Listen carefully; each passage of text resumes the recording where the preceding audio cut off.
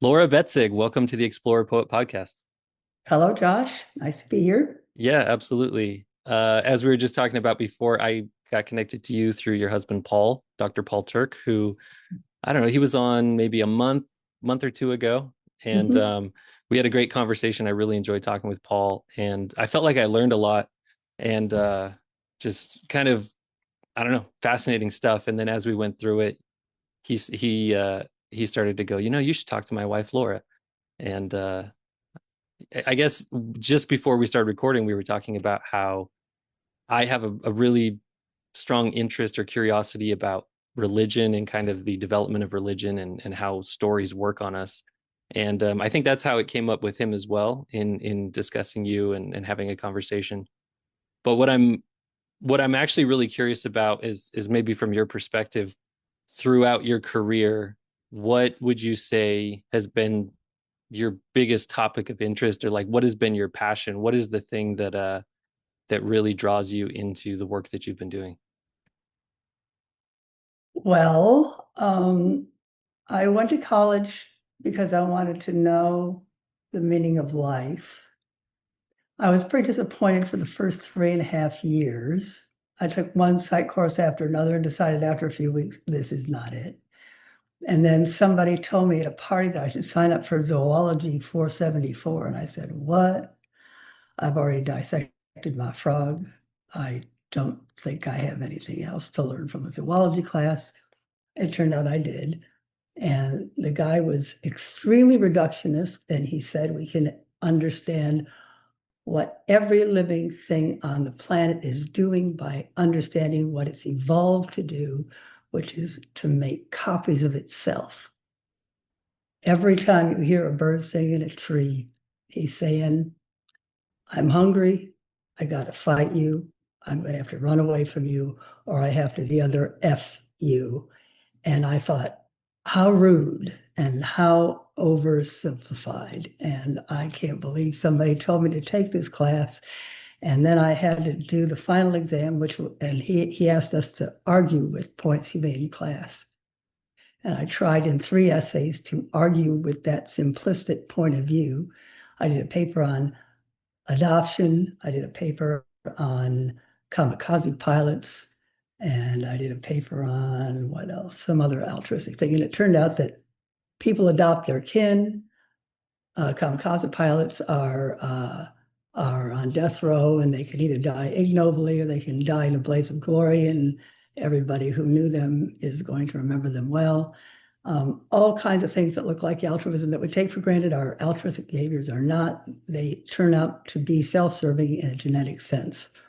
So I started to think about everything that way. And I'd always liked children. It dawned on me that what they're saying, bottom line is everything we do is for the sake of our children. And that's not such a horrible form of reductionism. And since then, um, I've done anthropological work in the field, and I've done comparative work in the archives. And for the last couple of decades, I've read history, and I've tried to understand everything I've looked at in those terms.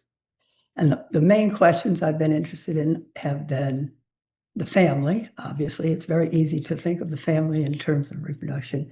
Um, and politics, that was my number one concern.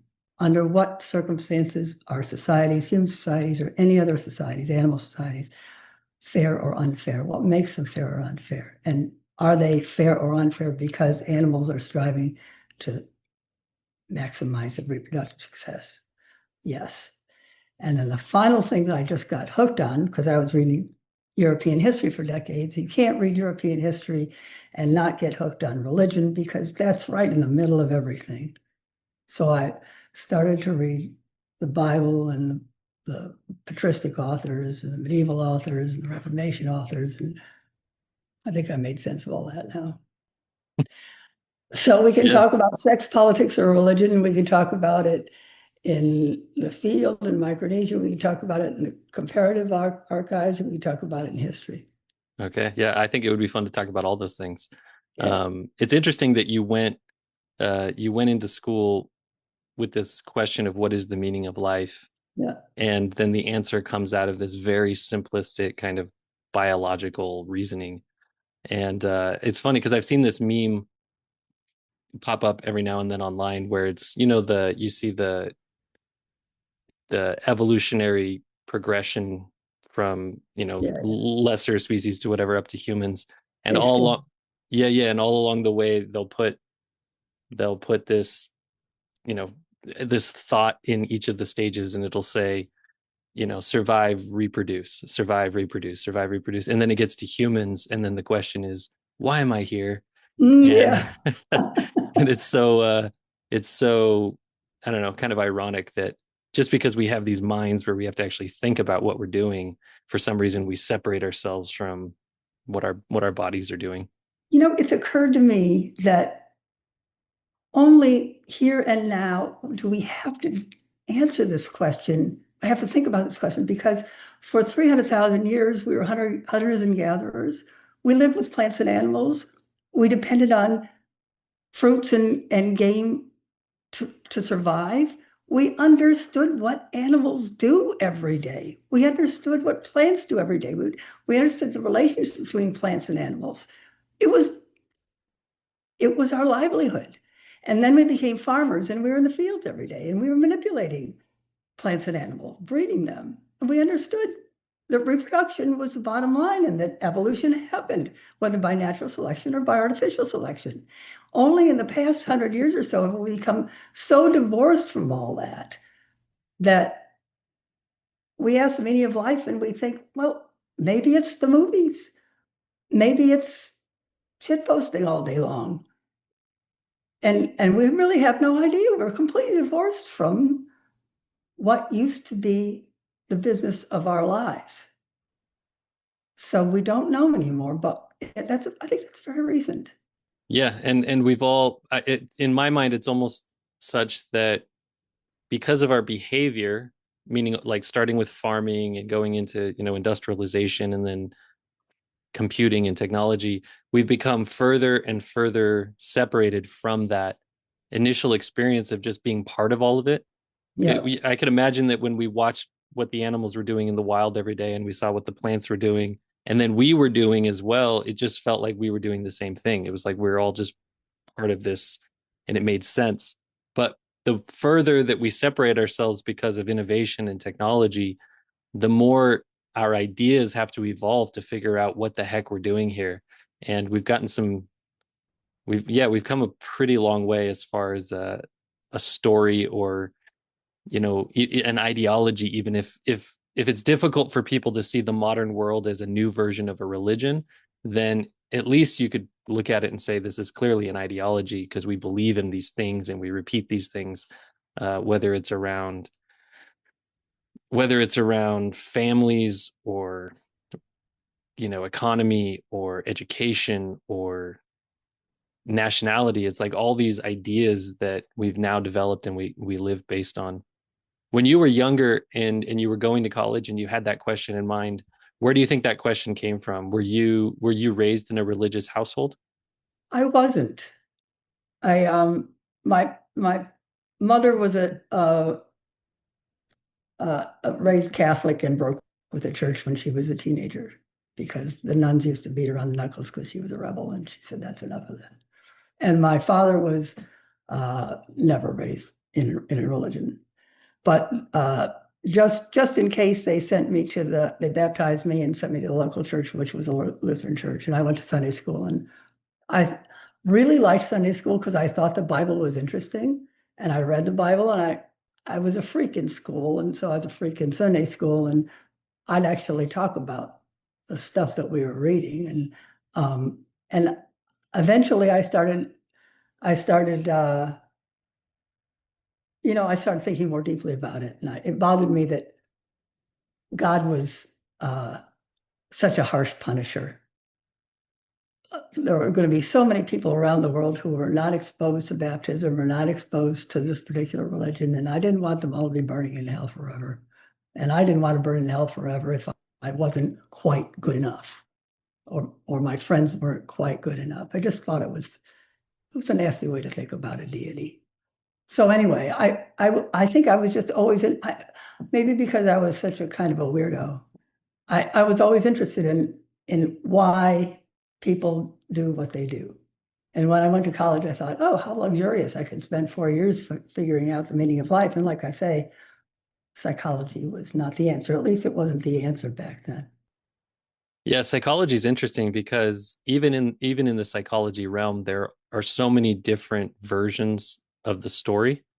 And it seems, I didn't do a lot of psychology in school. I had maybe a couple of psychology classes and a sociology class.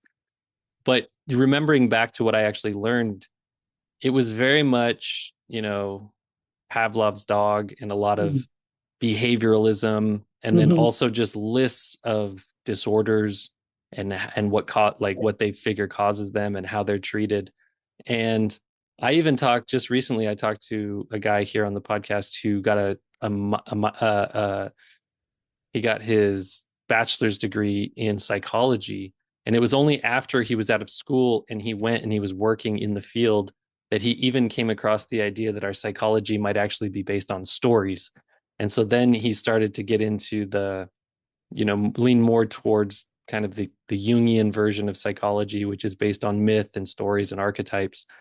And if you're going to bring psychology and religion together, I think that's where the merger is in some way our psychology, just to think about it really simply, we as thinking brains, we need a mode of thinking. There needs to be a way for us to actually put information into context. And it seems to me that the way that we do that is through stories. So we think in stories.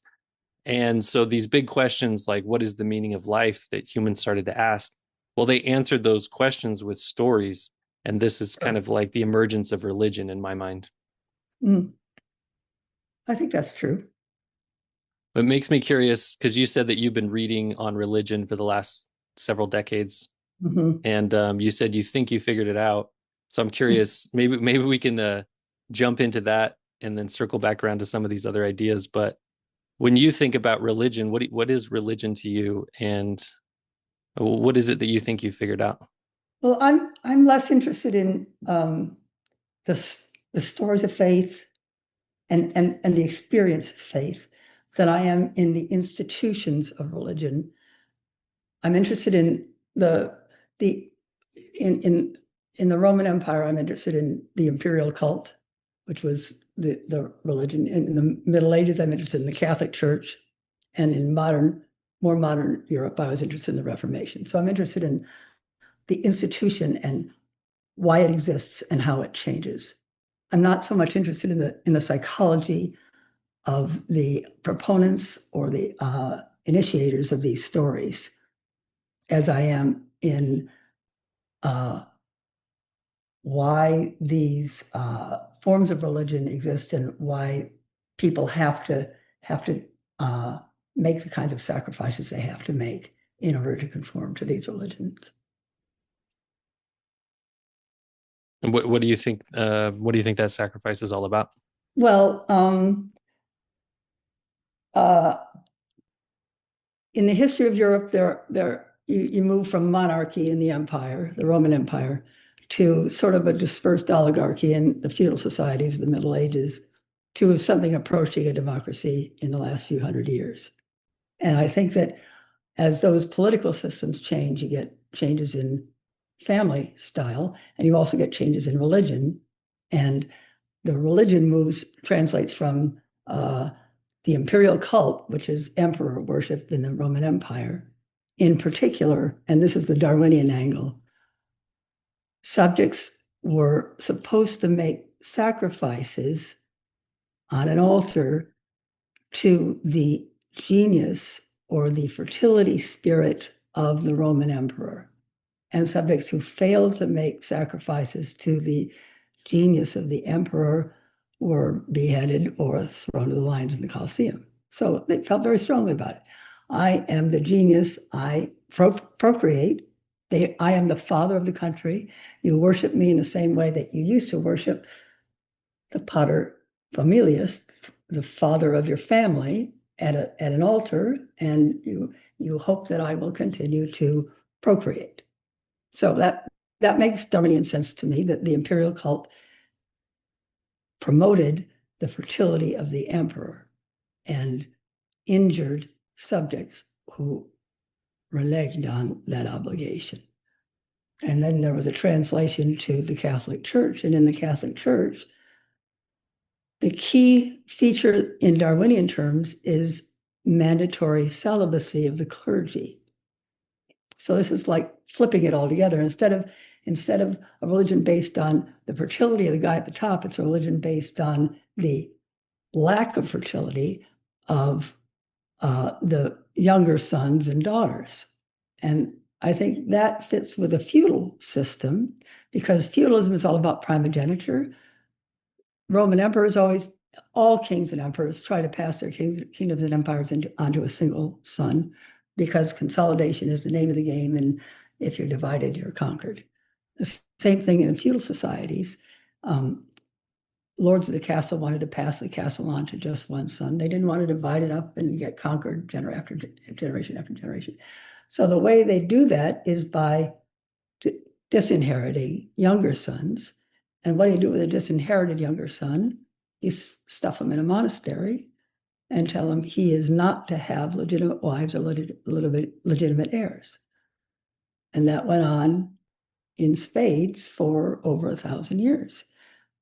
And then in the Reformation, a big part of the Reformation, Martin Luther was very clear about this, and his successors were clear about it as well. Everybody is free to breed. You can't tell me any longer that I have to be stuck in a monastery for life and never have children, never have a wife. Everybody gets an opportunity to breed, and that made sense because with the growth of colonization in the Crusades and then in the Americas and the growth of trade, younger sons suddenly didn't have to have a plot of land in order to feed their families. They could make a living in all kinds of ways, and they were emancipated from spending their lives in a monastery. Yeah, So, in a nutshell, that's what I make of religion. yeah, so it very Darwinian. So the way that I would look at it is, well, as so in Darwinian terms, every species exists within an environment. The interesting thing about humans is that we exist in the environment, but we also create the environment. And Yeah. so these institutions are a means by which each little group is managing their environment Mm-hmm. in a way that the group itself or the institution can continue to move forward. And as time goes on and things gradually shift, ideas change, the economy changes, the hierarchies change, then each one of these groups or the greater whole through different periods of time are adjusting or adapting in order to propagate the species within the shifting or changing environments. I think you're right, except that, and this is something I learned in the very first Zoology 474 class. Um, Natural selection usually doesn't happen at the level of the species. So people, like other animals, can't be expected to be naturally selected to do things for every remote Nigerian on the planet in the same way that they're naturally selected to favor their own children. Unfortunately, we're not species-wide altruists. We wish that we were often, but most animals, all animals, are selected to compete within the species for the good of their own lineage. So, but I think you can understand these institutions as the effects of individual emperors imposing this imperial cult on their subjects, and then members of the aristocracy imposing celibacy on their younger sons in order to keep their estates intact. And then after Luther and the growth of trade, power being dispersed and everybody having a way to make a living, They say, forget about imperial cults and forget about the Catholic Church. We're not going to be reproductively suppressed anymore. We have an opportunity to make our own living and have our own families if that's what we want to do. Not everybody wants to do it, but people are no longer told that they can't do it, and they have the means to do it if they want to do it. So in the modern day, for us now in the Western, the Western world, we're in the United States, is the cult then the cult of the family? Yeah, I would say yes. I would say that in some ways we're slipping away from that. And I think it's great that people are free to run their personal lives however they like. I have plenty of family members who are non-binary and plenty of friends who have very interesting personal lives. But the key here in Darwinian terms is nobody tells anybody what to do. We don't get our heads cut off because we don't bow down to the emperor and tell him to be fertile. We don't get locked in a monastery for life because our parents decided to keep the castle intact. We get to do whatever we want. We Yeah. can love whoever we want. We can have children or not have children. We can raise them however we please. I think that's awesome. Yeah, yeah. So it's almost as if we've gone from, those older versions of managing it all and Yeah, then into the family system or the family cult. And exactly. even now we're almost moving more towards the cult of the individual or the couple or the pair. Because when you think of Mhm. families in the past, these were much larger groups that were much more Oh, integrated and connected. You totally. probably lived closer to your parents and your siblings and you worked with your cousins and everything was much, much more collective. And Correct. today, the way that the world is today, all of my siblings live in a different state scattered across the country. Yeah, None of them live in the same state as my parents. And I think a lot of people are like that. And so you end up, like Paul talks about, we don't have you kinship say. networks Yeah, anymore. yeah. And so we've moved to the cult of the couple or the cult of the relationship almost. Yeah, Paul and I share a lot of experience. We've been together for a long time. And one thing that got brought home to us when we were living in Micronesia, we're living on this tiny little island with 450 people on it, was that everything about daily life revolved around taking care of babies. They had a pretty high fertility rate, and everybody was related to everybody else. There were only 450 people on the island. And everything they did was about making sure the kid was safe, making sure the kid was fed, making sure the kid was carried, making sure the kid was happy. Everybody, whether they were grandparents or aunts and uncles or siblings or whatever. And I think partly because of that, we made our children a priority and adjusted our lives so that we could spend as much time as possible with them and have borne fruits in this generation. As soon as my daughter, who is living in Boston, has a very successful career and married to another guy who she met in Boston at school, had another very successful career. As soon as she got pregnant, they arranged to move back here because they knew we would be helpful. And they now have three gorgeous children, and we're very close to them. And my son has two kids in Chicago, and we do our damnedest to get out there every month, and they come back, and it it's a good thing for everybody. It makes us extremely happy. It takes the load off of our kids, and the grandkids are flourishing. They don't have doubts about who they are. They're not engrossed in their electronic devices because we're taking them to the zoo. It's a very good arrangement, and it was the default arrangement for 300,000 years. And there are really great things about technology and about the way society is changing, but we miss that. Yeah, there's a lot of progress in the world because of technology, because of Yeah, things that we've discovered.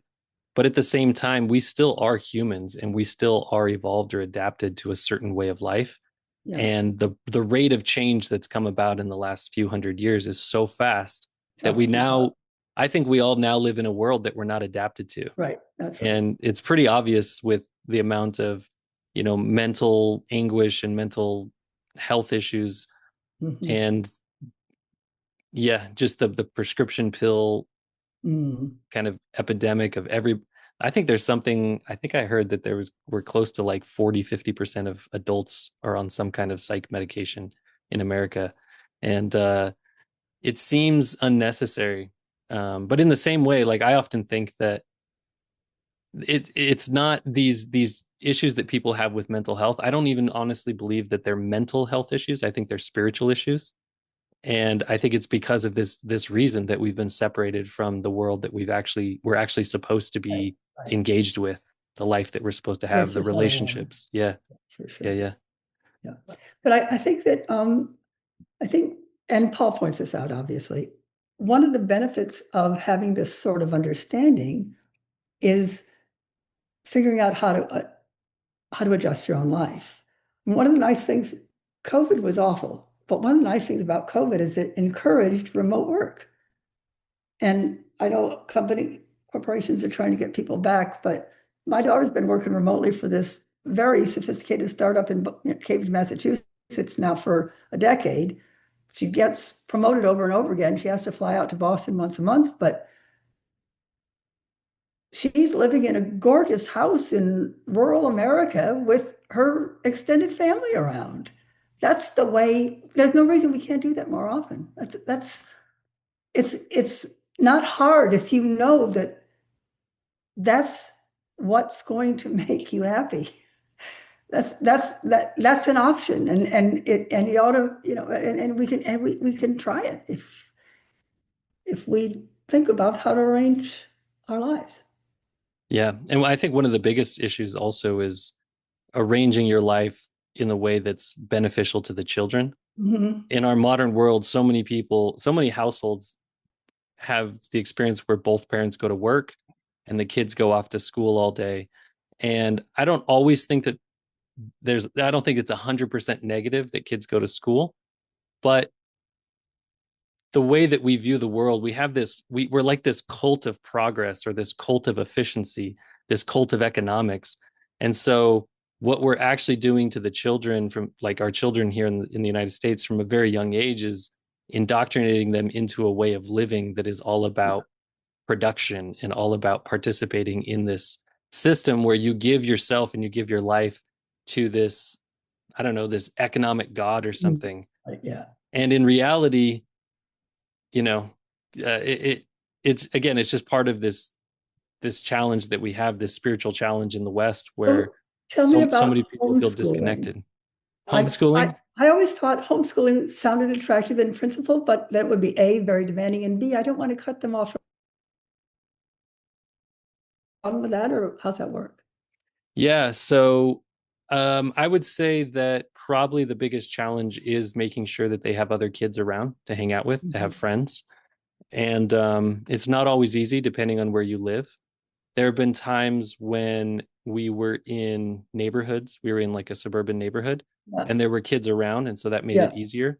Hmm. Um, about a year ago, we moved out into the country. So we're in kind of rural Idaho. Yep. And when we Wow. first moved out here, there was another family who lived across the street and they were also homeschooling. And they just happened to have a son and a daughter the same age as my son and my daughter. Perfect. Yeah. And so that was fantastic. Like it was just great. They had best friends. And so they would spend the first half of the day at home, maybe, breakfast, lunch, doing some schoolwork, maybe a couple of chores. And then the second half of the day, they would just run around with their friends. That's perfect. Yeah. And the just recently, maybe a couple months ago, 2-3 months ago, their friends actually moved. And so it has been a pretty big adjustment. But what we do for that is, we try to get them connected with other kids who are around. Just, maybe they don't have a kid right across the street, but they go hang out with them every now and then, or their friends come over here. Hmm. And then also one of the great things about homeschooling now, so I was homeschooled when I was a kid. Oh, cool. Yeah, and I think that there were some really positive things about it for me. There was also some things that made it difficult. And looking back, I realized that it was probably less about homeschooling and more about my parents' kind of dogmatic philosophies about Oh, religion and child rearing, and yeah, like even their philosophy around homeschooling was, I think, more about controlling their kids than actually helping their kids benefit. many homeschoolers I know are very religious. Yeah, there actually seems to be a split. And if you go, like, say you go on Facebook in your area and you want to find homeschool groups for your kids to spend time with or to do activities, maybe take a couple classes with, there Yeah. seems to be a split where they'll list themselves as religious or Christian homeschool groups, or Mhm. they will list themselves as non-religious, or Hmm. just they'll be very explicit that this is not about religion. And I actually find that they both have the same problems because the religious folks really want to literalize their religion, Mhm. and the Mhm. non-religious folks, even though they want to separate Josh, the oh yeah, are you there?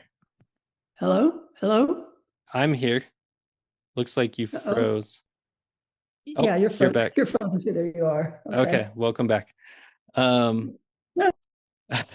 yeah, all I was saying is that the sometimes the secular homeschool groups, they also become quite, I don't know, dogmatic about their ideas. And Huh. they're not necessarily conservative ideas, but just around how children are supposed to be treated, how children are supposed to be raised. And fortunately for us, Yeah, we found, oh, go ahead. ideally, that's those are the barriers that public schooling is supposed to break down. And I like that idea. I like busing. I like getting people from various backgrounds mixed up. The drawback is there are lots of drawbacks, but they do get taken away from their parents for very long periods of time, and um, they get indoctrinated. The public school has its own agenda, obviously. So, Yeah. And one of the biggest challenges I had with public school was teachers, because mhm. sometimes we had really great teachers. I Yeah, got along well with them. My kids loved them. But sometimes we would have teachers that were just very authoritarian and just didn't, they were teachers who had been in, in school teaching for decades and just yeah, didn't yeah, seem to understand children or children's psychology or children yeah, development at all. yeah, And that was very frustrating. yeah. Yeah. So way back when you and Paul went to Micronesia together, were you going there kind of on the same assignment or with the same goal in mind, or did you just both happen to be going there? No, we met in graduate school, and I had always wanted to go to the South Pacific anyway because I was a sailor. And I thought if I was going to be an anthropologist, that's where I was going to do field work. And I wanted to find a fairly remote place where, people were still behaving in traditional ways. So I found this little tiny atoll in Micronesia that was understudied and had a chiefdom on it. And Paul said, I like you. How about I come too? So he came up with a project which suited that environment, and I had my project, and we got married 2 days before we took off, and we've been together ever since. Oh wow, what a honeymoon. Yeah, it was Yeah. spectacular. So being there as an anthropologist, what was the main objective of your studies or of your research? Well, I was studying sex and politics. That was always my thing. Like I said, religion came along later because there it was right in the middle of history. You couldn't ignore it. Um, so I picked a chiefdom because it was politically more interesting than a less stratified group. And I wanted to, because I was a student of Napoleon Chagnon, and he pioneered using a computer in the field and quantifying pretty much everything that you could rather than just writing things down. He's trying to be as scientific as he could. So I got very rigorous genealogies on everybody. We quantified their movements by doing behavioral scans. I counted the fish when they redistributed them. I counted the baskets of foods when they shared them between households. I can't remember all of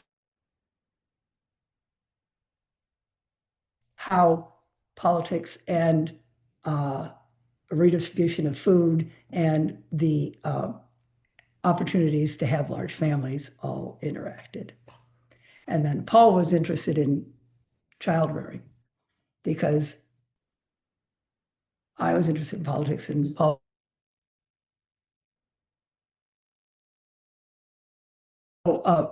ended up doing some very interesting work on child rearing female groups, and was one of the pioneers in the idea that women have probably evolved post-reproductive lives because they're so helpful to their children and grandchildren, and they tend to have more second-tier descendants because they are not so focused on their first-tier descendants that they stop reproducing, and they produce a lot of grandchildren. Yeah, Paul and I talked about that in depth, Mhm. the value of having grandchildren or grandparents around, particularly grandmothers in Mhm.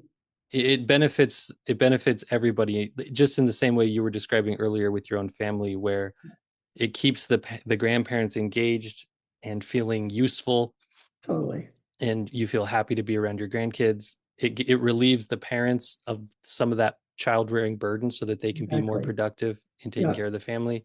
And then obviously for the kids, you have such a benefit in terms of emotional and mental health and development and feeling part of the tribe, feeling needed and desired. absolutely. My kids are rocks. It just, the idea that they don't have a place in life or that they don't have anything to do in life is completely foreign to them. Well, I know who I am. I'm, these are my people. This is what we do. This is what they expect me to do, and I can do it if I want to or not. It's really, really nice to have this clan. And I suppose clans can be awful and controlling, but we're not. Yeah. And I think that on eFluke, I never ever, I mean, children are often happy people, happier than most people you come across, which is one reason it's so nice to be around them. There, I have never been around a group of happier children than that I was on eFluke. Just, I have so many pictures of kids literally jumping in the air. They're just gleeful because the point of everybody's life is to make it that way. It's just a great thing. Yeah, it sounds very ideal. It's great. And I don't think that living that way precludes inventing new disease cures.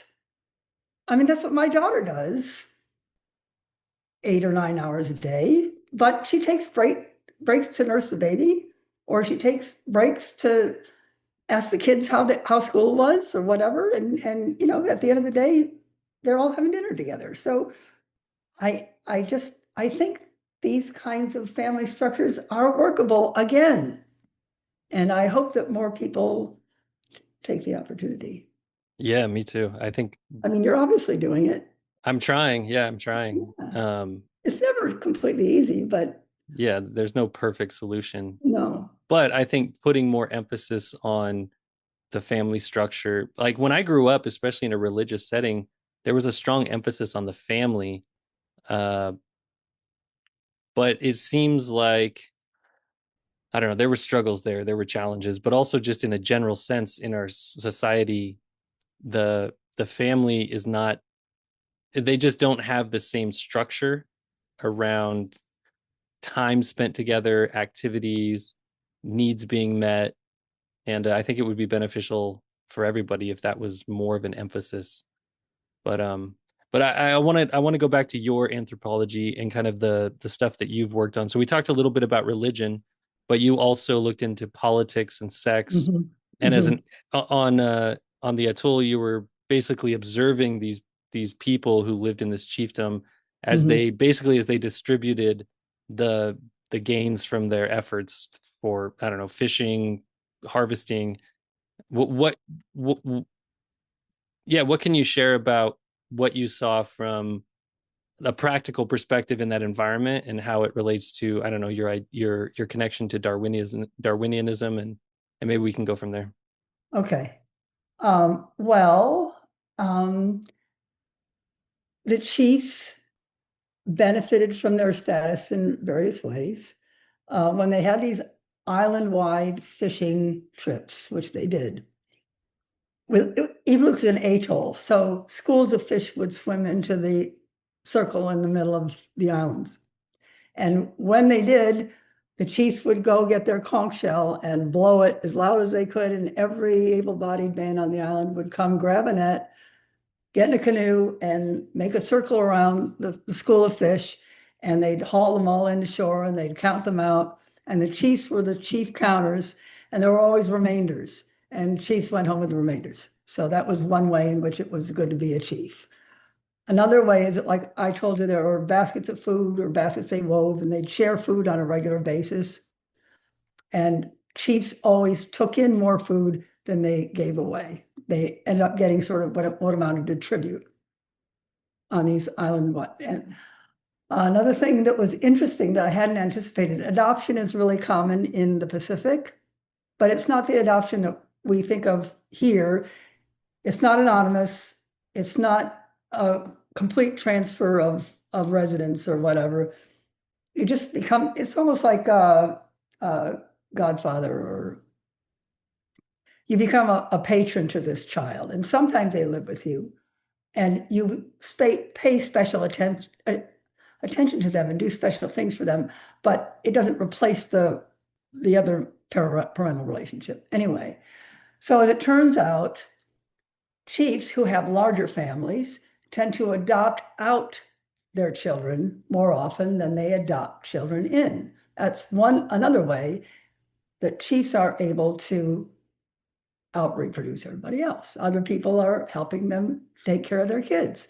Like I say, they don't move away forever, and it's never anonymous, but they'll spend years with their adoptive family when the chief's family is too full, and they're always getting time and resources from their adoptive parents. So they get more on island-wide food redistribution, more on regular food sharing, more through adoption, and people spend more time, when we did focal scans, people spend more time paying attention to chiefs' kids than chiefs spend paying attention to other people. Chiefs' kids get special treatment. So all those things we were able to quantify, and all those things contribute to the fact that chiefs generally have larger families than anybody else. And this is even after the missionaries had been there. Prior to missionization, chiefs were more polygynous, and that I only know from the ethnographies. But even in a post-missionized world, chiefs use these traditional methods to have larger families.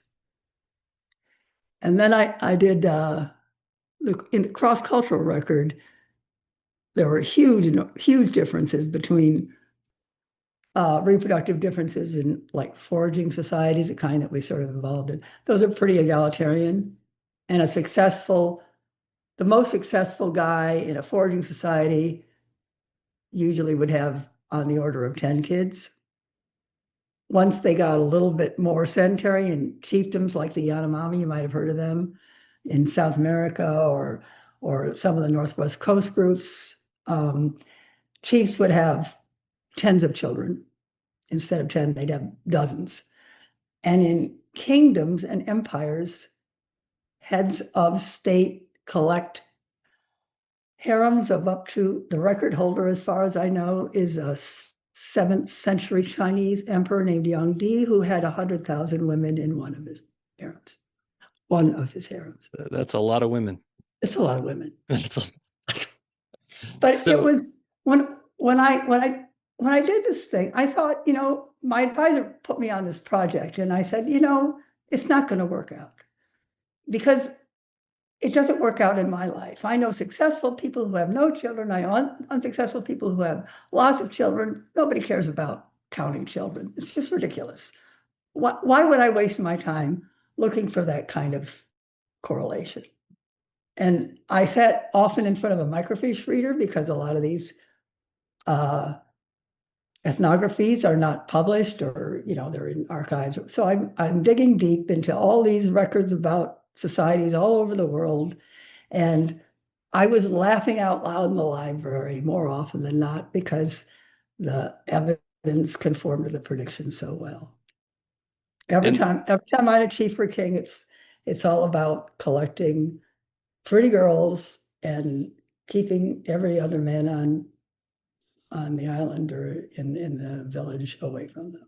this, It's it's very similar. I mean, it reminds me of so many different animal species where, duh, yeah, I know, where the dominant male, gets first pass, and then the less dominant males, they might not get a chance at all to I know. reproduce that year, that season.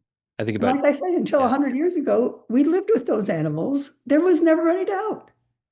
We were watching dogs and bitches in heat, and who wins?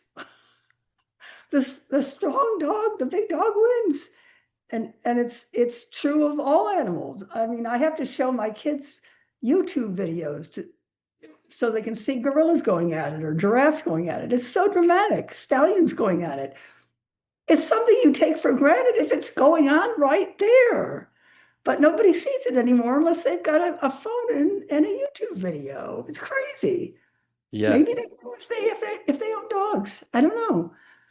But yeah, so I thought my advisor was crazy to set me on this project. But then once I started looking at it, I'm like, how could I ever have doubted this was true? Of course it's true. It's been the story for all species, not just our species, ever since the beginning of life. And one of the things that you look into, or that is, part of this, is the idea of fairness. Mhm. So I'm curious if this version of fairness is kind of what we would think of in the modern day as fairness, or when you're in Micronesia and you're watching this chiefdom, how do those people think about fairness? How do they respond to the divvying up of foods and children? Um, you change the things you can change, and you don't change the things you can't change. And the Evolukis are wise enough to know the difference. Yeah, very I think stoic of that's them. I think that's true of most people in most societies with chiefs or kings or emperors. Or you're a dead man. Uh, uh, I like egalitarian societies personally. I mean, there are great things about great civilizations. They used slave labor to produce magnificent monuments, and they used enlisted very clever people to write fabulous pieces of propaganda. I love Horace. I love Virgil. I love Ovid more because he was a heretic and he ended up castrated and living in exile. Um, but anyway, a lot of great things have come out of very unequal societies. However, we're in this magnificent, novel situation where we have the technology, we have the means to produce monuments without slaves, without stratification, and everybody on Earth has the option to uh, have a vote in Parliament and plot of their own and a family if they want one. It's very novel and very wonderful, and I wish we were happier about it than we are. It's a great thing. Yeah. Yeah, that's an interesting point, that we could be happier about it than we are. It Yeah. it does seem that part of human nature is to look at people who have more than you and set your own expectations for your comfort, or your possessions or your status based on those around you, rather than, because I really do think, and maybe you have some thoughts on this. I really do believe that for most people, they can't actually conceptualize that the world's ever been different than what they're experiencing. That's so true. Mhm. And so they can't look back on history and realize that they're living in the greatest time that's ever Yeah, existed. yeah, I think that's true. And it's a shame that we're not made aware of that more often. People say uh, there's many people on the far left are infatuated with communism these days, and in principle, who isn't? I mean, it's just a wonderful, wonderful idea, but we no longer teach people about the downsides. We, there, nobody has any idea what happened under Mao or Stalin. And we should not forget these things.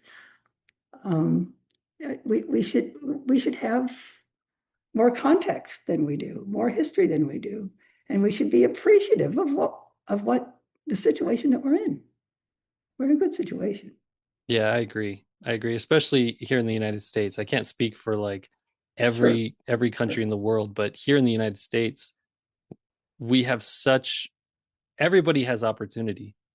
And it's really about, you know, personal causation or seeing that you have control over certain aspects of your life. Nobody has control over every aspect of their No. life, but everybody has control over certain aspects. And a big part of that is just deciding what you're going to like, how you're mentally going to approach the world and your life and the effort that you're going to put in and what you want to do.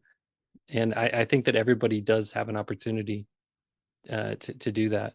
Well, what about so in the modern world, one thing though is that it doesn't seem to be about having the most children anymore.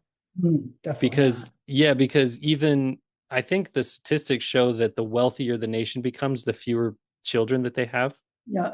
And so what is kind of the distribution about today? Because there's obviously still hierarchies. And so Hmm. is it just more about money and power than it is about offspring and lineage? Um, people have, people of a Darwinian bent have been very concerned about that. And one thing that's going on is many studies that show a negative correlation between wealth and reproduction in the modern world don't count serial marriage. It's obviously wealthy people often have families by more than one wife, and you've got to take that into account. You have to take survivorship into account. It's still true that people who have plenty of money when they're growing up are more likely to be healthy adults than people who have nothing. So if you take everything into account, the consensus seems to be that there is still a positive correlation between having assets and having children. But it's nowhere near the variance in fertility is nowhere near the variance in the means to reproduction in power or wealth. And I don't know why. Yeah, I can't see it's why. interesting because when you talk about these other societies where a man might Mm. have 10 children or Uh, if you know or dozens of children, the mm. idea in the modern age, the idea of having 10 children is pretty wild, but the idea of Yeah, having dozens of children is hundreds. or hundreds, yeah, it's just I couldn't even wrap my head around it, I especially if know. I'm expected to be responsible for them. Well, the You know, thing that is, many children.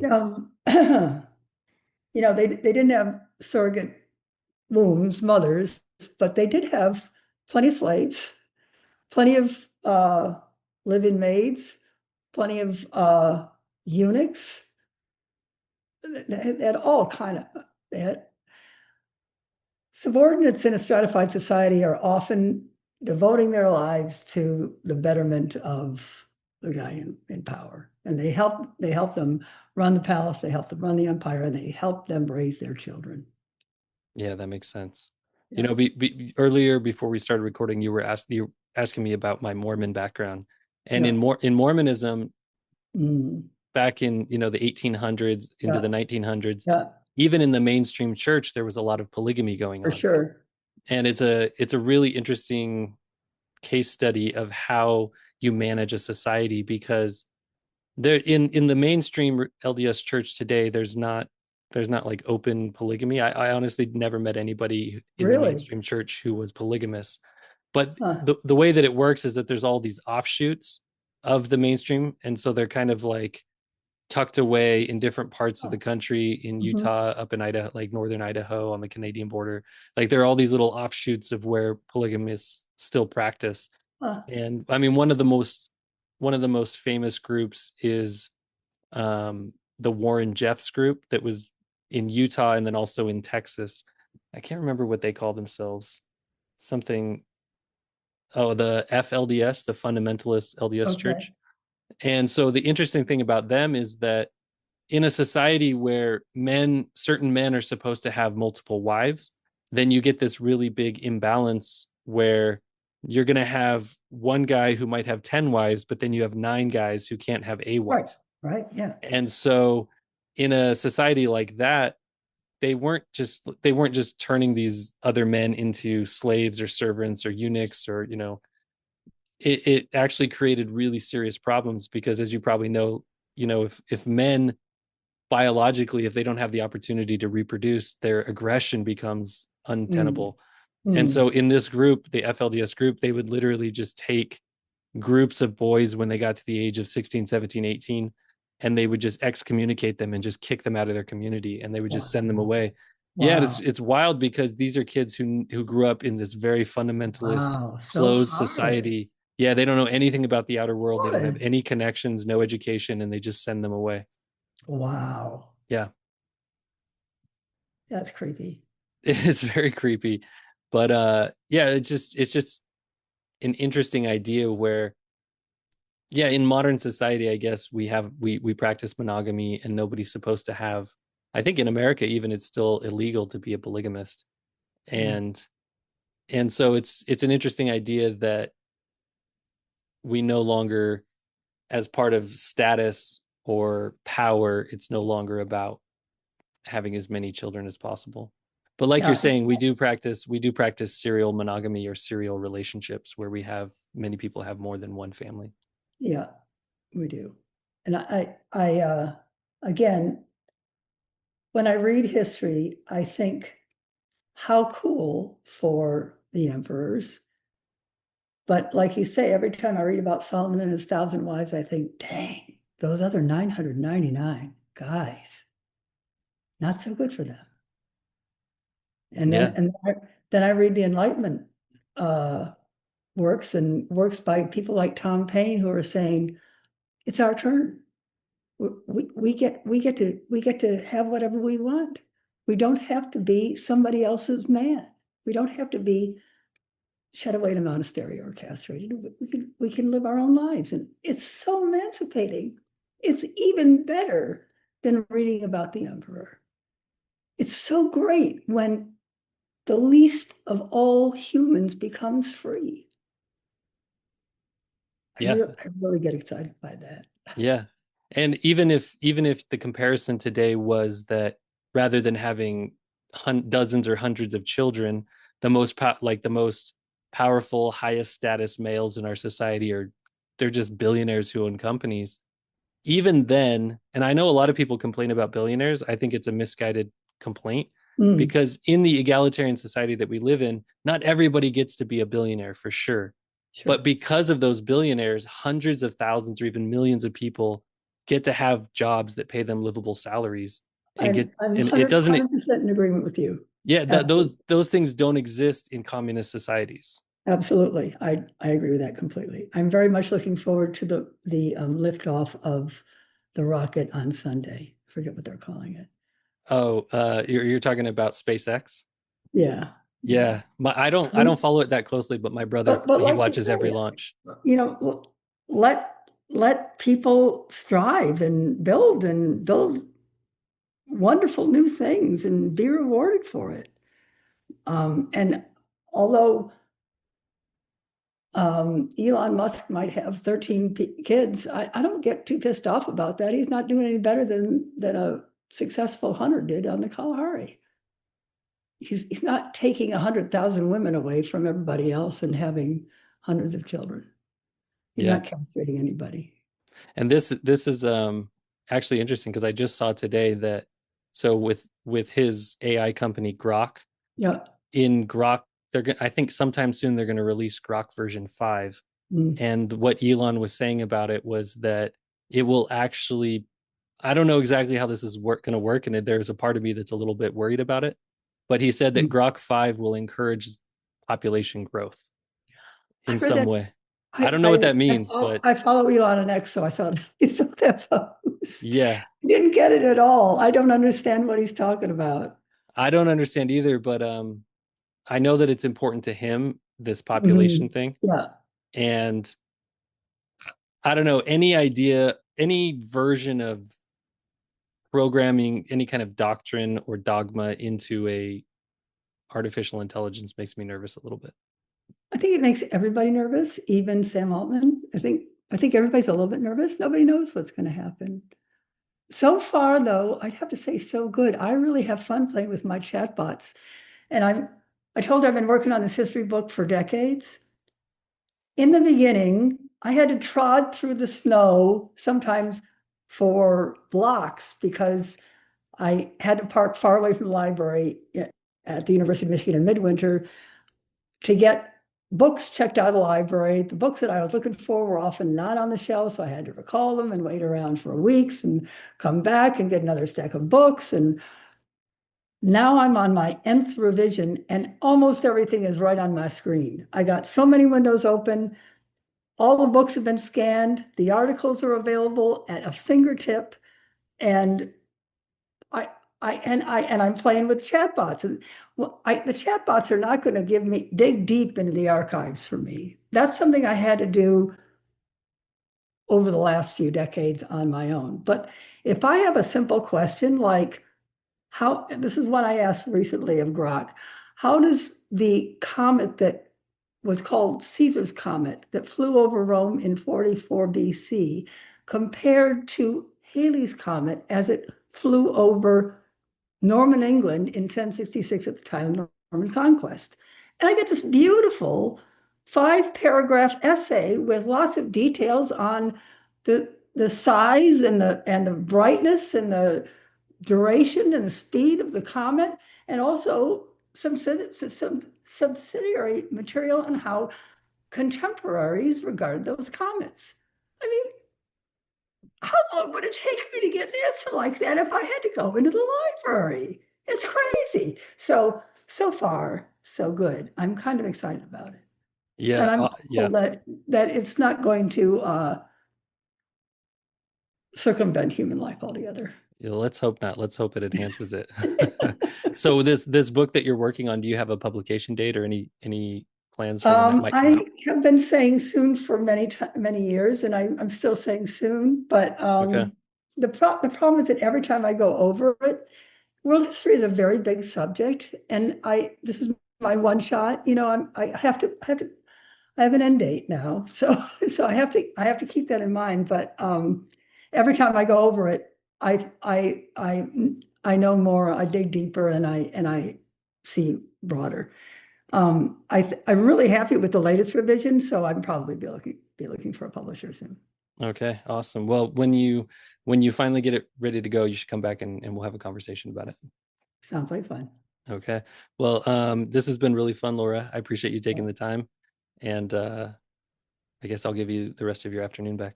Nice to meet you, Josh. Yeah, thank you. You too. Have a good